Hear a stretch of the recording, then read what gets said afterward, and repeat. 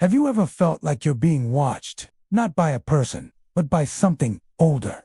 That's exactly how our adventure started. Me, Liam, and Chloe, just three friends looking for a weekend escape from the city. We'd heard whispers of a place called Redwater Creek, a forgotten mining town swallowed by the desert.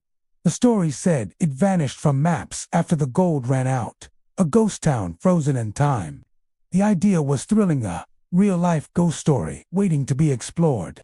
We packed our bags, filled the tank, and drove until the paved roads turned to dirt. The GPS flickered and died an hour ago, but we had an old paper map, a relic from Liam's grandpa. According to the map, Redwater Creek was just over the next ridge. The sun was starting to dip low, painting the sky in shades of orange and purple. The air grew still, and a strange silence fell over us, the kind that feels heavy. As we crested the hill, we saw it. Silhouettes of dilapidated buildings against the twilight. We had arrived, pulling up to the town's entrance. A weathered sign creaked in the breeze, its letters barely legible. "Welcome to Redwater Creek." The place was eerie. Wooden buildings leaned against each other like tired old men. Windows were shattered, like vacant eyes staring out into the dust. We grabbed our flashlights and stepped out of the car. The only sound was the crunch of our boots on the gravel and the whisper of the wind through the broken structures. Liam, ever the brave one, grinned. "Who's ready for a ghost hunt?" he said, his voice echoing in the emptiness. Chloe nervously clutched her camera, ready to document everything. I felt a shiver run down my spine, but it was too late to turn back now. Our first stop was the old saloon. The swinging doors were long gone, leaving a gaping mouth into the darkness. Inside, dust motes danced in our flashlight beams.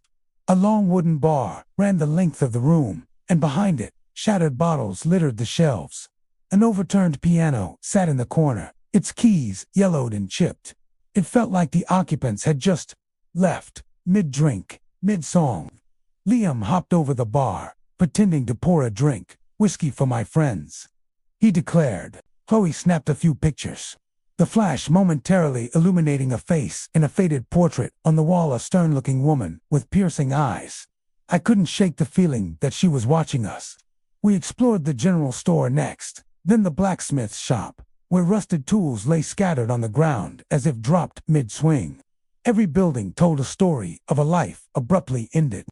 As darkness fully descended, the desert chill set in. We built a small campfire in the center of the main street, the flames casting long, dancing shadows that played tricks on our eyes. We shared stories, trying to keep our spirits up, but the oppressive silence of the town was starting to get to us. Every creak of wood, every rustle in the sagebrush made us jump. It was then that we heard it, a faint melody, like a child's music box, drifting from the far end of town. We exchanged nervous glances. It had to be the wind, right? But the sound was too clear, too melodic. Curiosity got the better of us. Grabbing our flashlights, we started walking towards the source of the music. It seemed to be coming from an old, two-story house at the edge of town, the only house that looked almost preserved. The paint was peeling, but the windows were intact. A small, well-tended garden of withered roses sat out front. The music box tune grew louder as we approached the porch. Liam pushed the front door, and it swung open with a low, mournful groan. We hesitated, but the melody pulled us in. Inside, the house was surprisingly clean. Furniture was covered in white sheets, like ghosts waiting for their owners to return. The music was coming from upstairs. We crept up the creaking staircase, our hearts pounding in our chests. The sound led us to a small bedroom at the end of the hall. The door was slightly ajar. Peeking inside, we saw a small, wooden music box sitting on a child's dresser, its lid open, playing the haunting tune, all by itself. As we stared, mesmerized, the music box suddenly snapped shut. Silence. The door slammed closed behind us, plunging us into total darkness. Panic set in. We fumbled for our flashlights, but they wouldn't turn on. We were trapped. We pushed against the door, but it wouldn't budge. It felt like the house itself was holding us captive.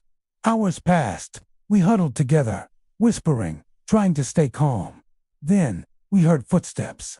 Slow, deliberate footsteps, coming up the stairs. They stopped right outside our door. The doorknob began to turn. We held our breath, bracing for the worst. But instead of opening, the lock clicked. We heard the footsteps retreat back down the stairs, followed by the sound of the front door opening and closing. After what felt like an eternity, a sliver of dawn light peeked through the window. We tried the door again, and this time, it swung open effortlessly. Our flashlights suddenly worked again. We scrambled out of the house and back to the main street. Our campfire was out, leaving nothing but cold ash. There, in the center of the ash, was a single, perfect, white rose. It hadn't been there before. Without a word, we sprinted to the car. As we sped away, I looked back at Redwater Creek in the rearview mirror. For a split second, I could have sworn I saw a figure standing in the window of that Hauser-woman, in a faded dress, waving goodbye. We never figured out what happened that night. But one thing is for sure. Some places are left abandoned for a reason.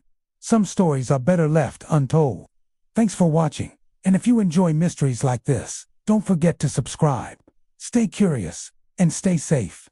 The road signs had vanished an hour ago. Now, all that stretched before us was a cracked ribbon of asphalt disappearing into the hazy twilight. Me, Liam, and Chloe. We were supposed to be halfway to the lake by now, ready for a weekend of campfires and stargazing. Instead, my car's GPS was just a blank screen, and the last bar of cell service had died a slow, painful death. Then, we saw it. A single, flickering street lamp, illuminating a sign that simply read, "Welcome to Harmony Creek." The name sounded nice, but the town felt anything but. We drove in slowly, the crunch of gravel under the tires the only sound. The buildings were shadows against the bruised purple sky. General store with a faded Coca-Cola sign. A dusty movie theater with a blank marquee. A row of houses with dark, empty windows like vacant eyes. It was a perfect relic of a bygone era, except for one thing. It was completely silent. No crickets, no wind rustling through the tall, dry grass, nothing. It was a silence so deep it felt heavy, pressing in on us from all sides. Liam, ever the skeptic, laughed it off. "Looks like someone forgot to tell this place the 1950s are over," he said, but his voice was tight. Chloe just hugged herself in the back seat, her eyes wide. We decided to park and look for help. Maybe a landline, an old map, anything. "Someone has to be here," I said, trying to convince myself more than them. We stepped out of the car, and the air was thick and still. The door of the general store was slightly ajar, creaking softly as a breeze we couldn't feel seemed to push it open. Against our better judgment, we pushed it open and stepped inside. The air was musty, thick with the smell of dust and decay. Cans lined the shelves, their labels faded to pale pastels. A thick layer of dust covered everything, yet a rocking chair in the corner was swaying gently back and forth, as if its occupant had just gotten up. Liam went to check the back room, while Chloe and I looked around the main store. I ran my finger over a dusty countertop, leaving a clean streak. It was then I noticed a child's handprint in the dust, small and perfect, right next to where my hand had been. But it wasn't mine. It was fresh. My heart hammered against my ribs. "Guys," I whispered, my voice barely audible, "we need to go, now." Before they could answer, a faint melody began to drift from somewhere upstairs. It was a child's music box, a tinny, haunting tune that seemed to echo through the silence of the town. We scrambled out of the store, our bravado gone, replaced by a primal fear. The music box melody seemed to follow us, getting louder, clearer, as if it was coming from everywhere at once. We sprinted back to the car, fumbling with the keys. As the engine roared to life, I glanced in the rearview mirror. For a split second, I saw them. Figures standing in the windows of the houses, their faces pale and featureless, watching us. Silhouettes of children on rusted swing sets, not moving, just staring. The whole town was watching. We sped out of Harmony Creek, not looking back. The haunting tune of the music box chasing us until we hit the main highway again. The sun was rising, casting a warm, golden glow that felt a world away from the cold darkness of that town. My phone buzzed to life with a flood of notifications. We were back, but when I checked the GPS, it showed our route from the day before. According to the map, We had never left the highway. There was no detour, no side road, no Harmony Creek.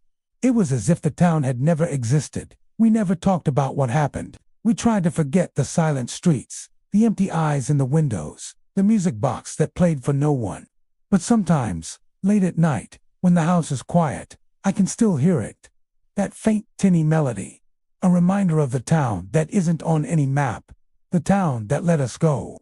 The question that haunts me isn't what we saw there, but why? Why did Harmony Creek appear to us? And more importantly, why did it let us leave? I guess some wrong turns are meant to be taken, to show you the places that exist in the cracks of reality. Just be careful which detours you take. You might not be as lucky as we were. Thanks for listening to our story. If you like tales of the unexplained, be sure to follow for more. Stay safe out there.